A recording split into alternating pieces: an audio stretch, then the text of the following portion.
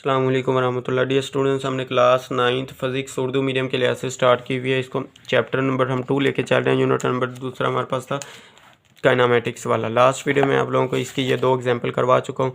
ये हमारे पास 2.4 मिसाल नंबर हमारे पास 2.4 है। उसके बाद हमारे पास है मिसाल नंबर 2.5।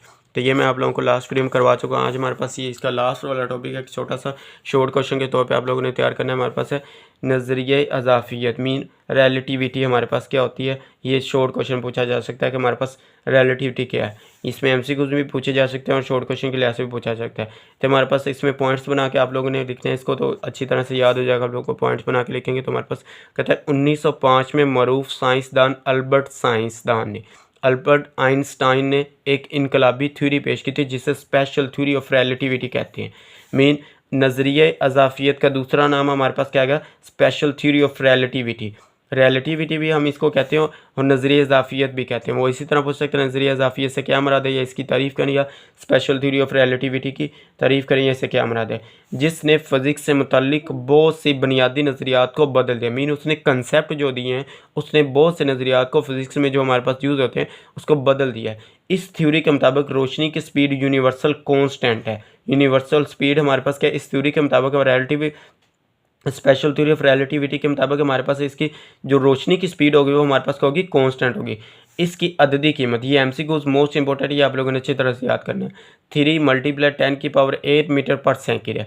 तमाम किस्म की हरकत के लिहाज से रोशनी की स्पीड इतनी ही रहती है।